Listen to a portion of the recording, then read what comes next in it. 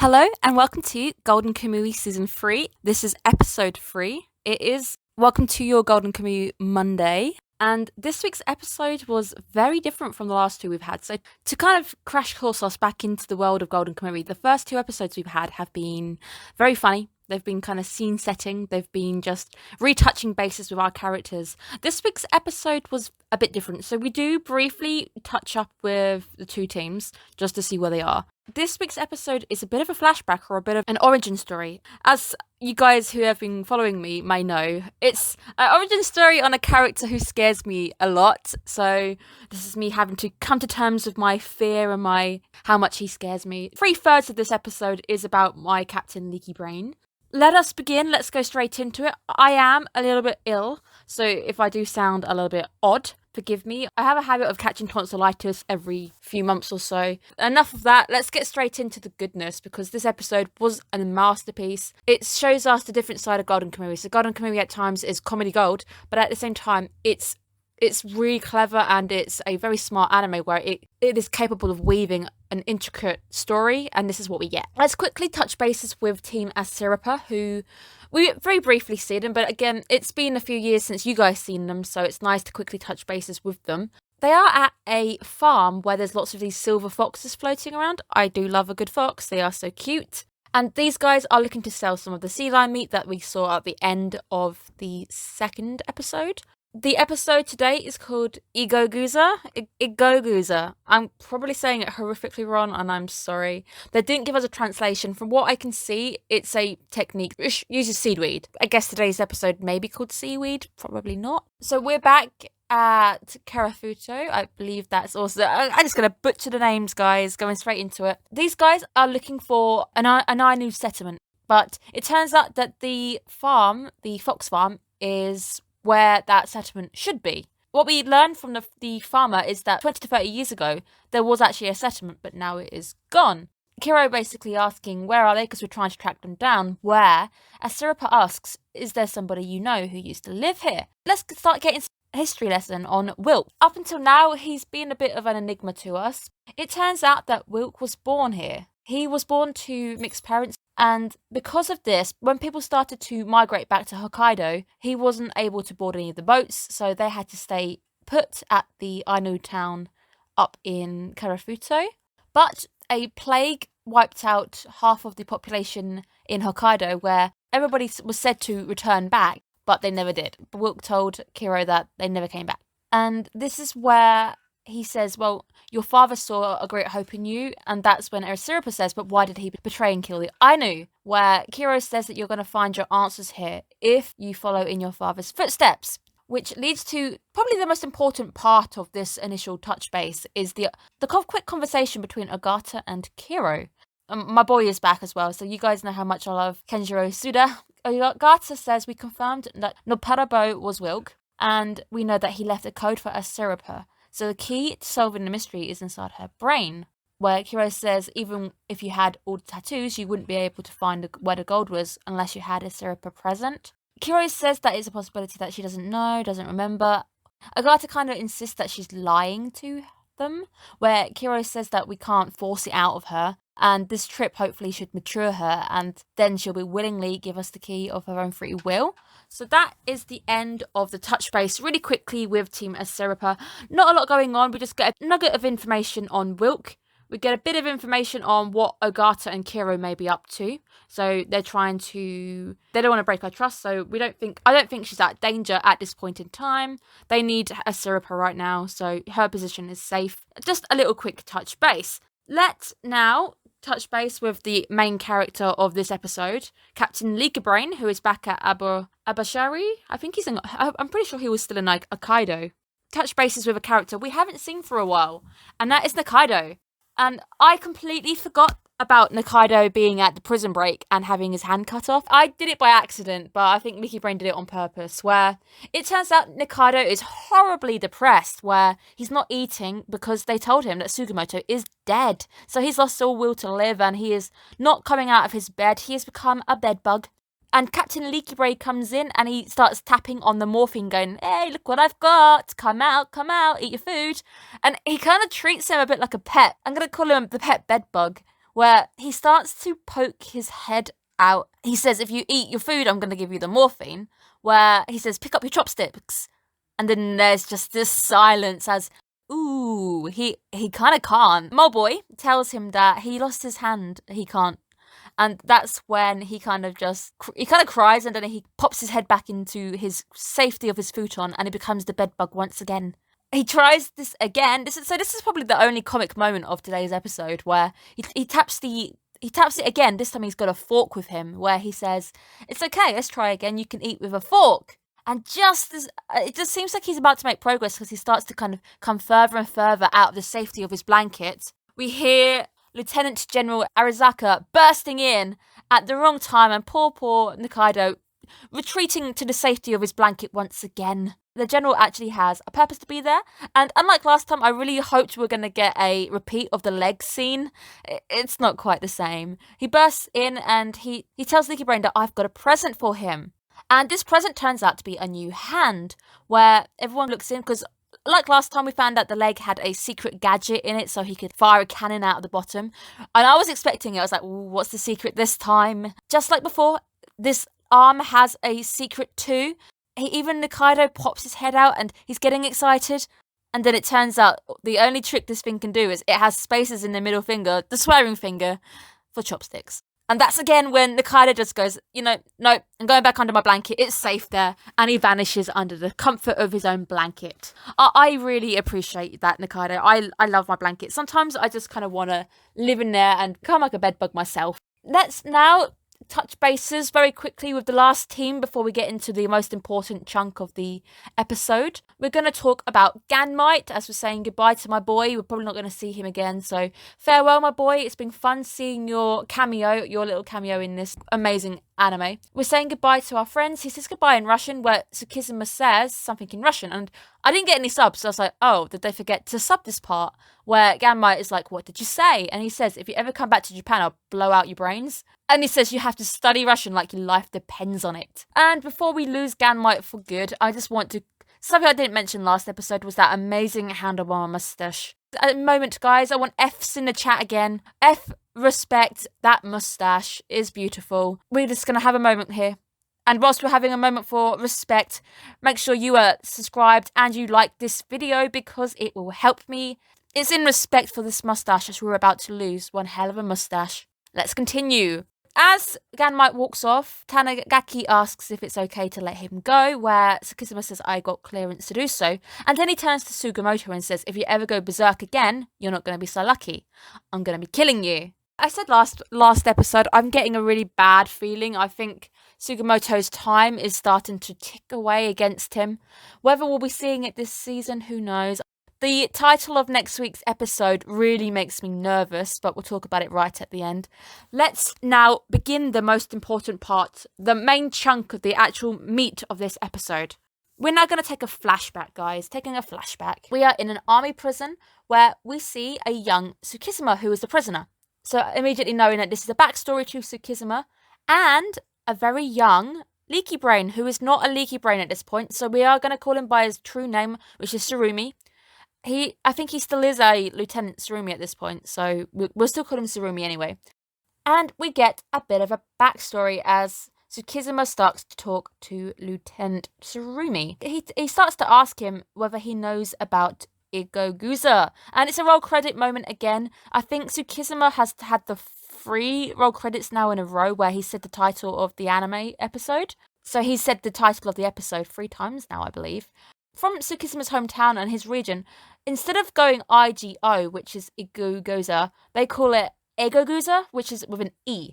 Let us cut now to get a bit of information from Tsukishima. We're going to now get some backstory on Tsukishima, and I think this is probably the first time we've actually had some backstory for him, which is quite nice, where we find out that he is the son of a murderer, and he was quite the young thug, the young delinquent as a child. He was in love with a young woman whose hair was similar to seaweed, so she was picked on by the townspeople, but he loved her hair. It was his favourite part of her, and her name was, well, they would call her Igoguza with the E. Sadly, the war was starting to break out, where Tsukishima is sent away to the 2nd Division, and he promises that I don't have a place here on the island, but I will come back for you and then we're going to elope. At the end of the war, he notices that her letters stop arriving, where he starts to get a bad premonition. He arrives and the villagers are spooked because they believe that this man was dead.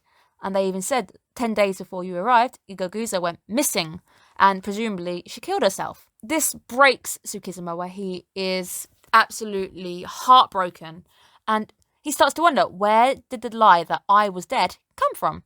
And he traces it back to his father, where he kills his dad, which is why he is in the prison from briefly the moments before, where he is sentenced to death, and that's where he's waiting. He's on death row and he's waiting, where he meets Lieutenant Tsurumi. He says, I'm fine with this because I got my own revenge, where we then get another cut to, this time, young Lieutenant Tsurumi, and we're going to get a nice bit of backstory now, and with me calling him Catchy Leaky Brain, let's discover the origins as well of where he got that horrific wound from. And I won't lie, when we were going through this episode, there was points when I myself was like, oh my god, did he do that? Or did he lie? Who's lying? It was confusing. And at times when Tsurumi was, if you guys can see my air quotes, lying, not lying, I was convinced. He's a very clever man. He very, very smart for setting this all up. Let us now talk about Tsurumi's investigation. So he goes to the island, and then he comes back and reports back to Tsukishima saying she didn't kill herself. It turns out that Mitsubishi, I don't know if that is the car company, it probably isn't, but for now, I'm very entertained thinking that the car company has hired these mines. It probably hasn't. I don't know how old the company is. They purchased the mines and their son fell in love with Ego Guza. I really hate this name. Her parents disapproved of Tsukishima. If I do suddenly flick to Hajime, it's because my notes have his name written down here. Her parents did not like Hajime because he was a thug, and they decided that they wanted her to choose a life and spare her from the thug life. So she's not born into the thug life, man. The thug life chooses you. Where they decided to make up a lie. They paid Tsukishima's father, and they also faked her death, where they got that lie to spread around that his son was dead and Igagusa was sent to Tokyo. Tsurumi finds them and he speaks to the parents, and Igagusa gives him a look at the hair, saying, if you know where he's buried, can you bury it next to him because he really loved my hair? And this is the lie, the first kind of, I'm going to air quote again because even I'm a little bit confused with this. This is the lie that Tsurumi tells Tsukishima. So this is the first lie. Tsurumi is like, should I have told her that you were alive? Where Hajime is like, no. Then Tsurumi asks, can you speak Russian? And at this point, he's not our Russian speaker, where he says, we're about to go into a war with Russia and we lack interpreters. So if you learn Russian, you'll be a prized man. He offers him a new life. He offers him a new start. Join me in the 7th Division. And then we get that magical line, the study like your life depends on it, which is the same words that Tsukishima passes on to Ganmite at the beginning of our chunk. And now, let us dive into 9 years later. Let's go to Mukden, and we are on the front lines. We are in the trenches, it's snowing, and we see Tsukishima is in a medical tent. So he's been wounded on the front lines, and that's where he meets a man who says, I'm from the same area as you, and I heard about you, I know you're famous. We know about the death sentence you received, and that you spent your last days looking for her, but you know that they found her body, right? This is when I was like, oh, so Tsurumi lied to him, and this is all a lie to just get him to work for him, to get something out of him, where Tsukishima flips, because obviously he thinks the same thing. It's like, I've been lied to, so there's no way you would have found a body, and it turns out that the body was under his dad's house. He deducts that his dad had killed him, where Tsukishima goes and beats up Tsurumi in the trenches in front of absolutely everybody. Tsurumi says, I lied because you chose to accept your death sentence, so you'd given up. I lied because I wanted to give you a reason to live. It's not worth losing your life over your murderous father. I wanted to save you. Tsurumi says that your Russian didn't get you out of death row. But then that's when we get a bombardment. So he gets cut off as he's talking about the fact that the Russian wasn't the only thing that saved you. During our bombardment, Tsukishima throws himself on top of Tsurumi, where Tsurumi pushes him over the top of him, and we see Tsukishima saved and Tsurumi taking the brunt to his face, which is where he becomes Captain Leaky Brain. We have finally got the history behind that wound. We have finally got some character backstory. We are getting some character building. It is actually quite nice to have it.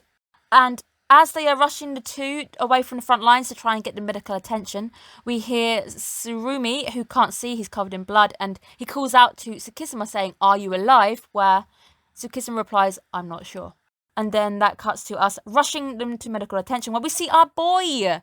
We see our boy Sugimoto. He pulls off a very, very wounded man from one of the sleds where he says, "It's okay, you use it." He asked me to do this if someone else could be saved over him.